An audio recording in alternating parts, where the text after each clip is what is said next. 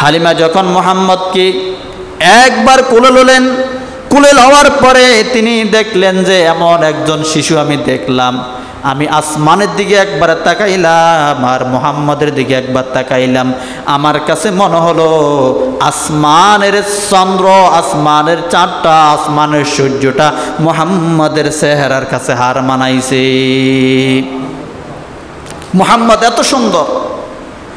হালিমাতুস সাদিয়া বললেন, এ আমার স্বামী, টাকা পয়সা কোনো কিছু দরকার নাই, আমি এই সন্তানটাকে দুধ পান করার জন্য আমি লয়ে যাব। তিনি যখন আমিনার সাথে কথা বলে, আব্দুল মুত্তালিব তার দাদার সাথে কথা বললেন, আবু তালেবের সাথে কথা বললেন।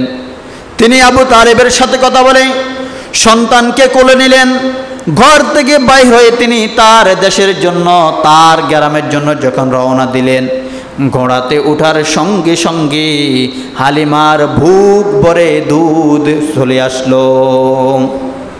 হালিমার যে মাদি গাদিটা ছিল, যে উটনি ছিল, এই উটনির মধ্যে ওলানটা বড় হয়ে গেল দুধে।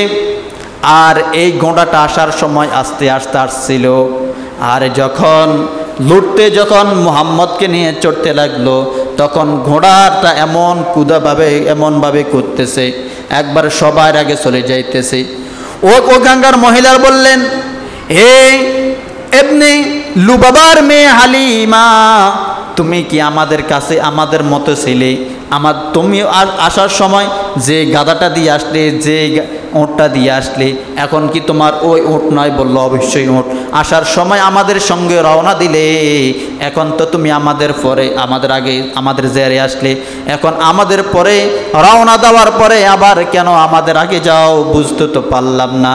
তখন বলল, আমি এমন একজন শিশুকে আজকে নিছি, আমি আমার জীবনে এমন শিশু আর কখনো দেখি নাই।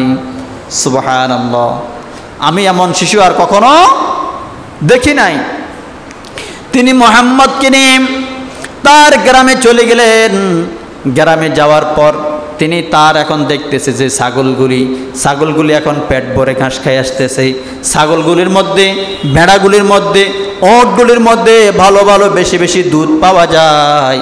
এখন গ্রামের মধ্যে একটা খবর হয়ে গেল, একটা ছড়াছড়ি হয়ে গেল, হালিমার ছাগল, হালিমার গরু বহির যেখানে চড়াই, তোমরা হালিমার গরু ছাগলের সাথে, বেড়ার সাথে, বকরির সাথে আমাদের বকরিগুলি চড়ায়, তাহলে হালিমার গুণ যেভাবে দুধ ভর্তি হয়ে আসে, পেট ভর্তি হয়ে আসে, আমাদের গরু ছাগলগুলি এভাবে পেট ভর্তি হয়ে আসবে।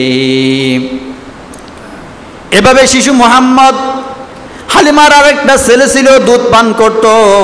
শিশু মুহাম্মদ যে ডান বুকের স্তন পান করতেন, কখনো তিনি ওই ভাইয়ের হক বাড়তেন না, তিনি কখনো বাম স্তনে দুধ পান করেন নাই। যতই হালিমা চেষ্টা করতেন, তিনি বাম স্তনটা তার দুধ ভাই হালিমার সন্তানের জন্য রেখে দিতেন। আর তিনি ছোট্টবেলাও আল্লাহ তাআলা তাকে ইনসাফ শিখাই দিলেন। দেওয়ার পরে যখন 2 মাস হলো, 2 মাস হওয়ার পরে তাকে হালিমা দুধ পান করাইলেন। হালিমা যখন দুধ পান করাইলেন, যখন 2.5 বছর উপনীত হলো, একদিন শিশু মুহাম্মদ বলে, মা, আমার ভাইরা বকরি চড়াইতে যায়, বেড়া চড়াইতে যায়, আমি একটু তাদের সঙ্গে যাব। বলল, তাহলে যাও। ওখানে যাই। তিনি যে জায়গার মধ্যে দাঁড়াইতেন, আসমানের এক খণ্ড মেঘ আল্লাহ রাসূল সাল্লাল্লাহু আলাইহি সাল্লামকে ছায়া দিতে থাকলেন। সবাই আশ্চর্য হয়ে গেলেন, কিরে এটা কি দেখলাম? আমরা তুমুল রোদের মধ্যে দাঁড়াই রইলাম, রোদের মধ্যে আমরা দাঁড়াই থাকতে পারি না, কিন্তু এই বালকটাকে আসমানে ছায়া দিয়ে রাখে। কতক্ষণ পর আসমান থেকে জিব্রাইল নেমে আসলেন।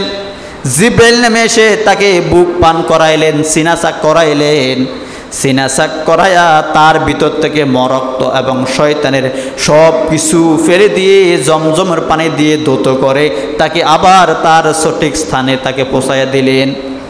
ভাইরা এটা দেখলেন, একজন মানুষ এসে তাকে শোয়াইল এবং তাকে সিনাসাক করাইলেন। আমরা যেটাকে এখন বলি ওপেন হার্ট সার্জারি, এই ওপেন হার্ট সার্জারি আল্লাহর নবীর সিনাসাক থেকে তারা গবেষণা করে বার করলেন। এই আল্লাহ নবীকে ওপেন হার্ট সার্জারি করলেন জিব্রাইল আমিন আসি। ভাইরা দূর থেকে দেখলেন যে একজন আসমান থেকে মানুষ এসে আমার ভাইকে মোহাম্মদকে শোয়াইলেন, শোয়া এই বুকটা দুই ভাগ করে ভিতর থেকে কলজা গোস্ত সব বাইর করে একবারে একটা পানি দিয়ে ধুয়ে, জমজমের পানি দিয়ে ধুয়ে আবার সঠিক স্থানে লাগাই দিলেন।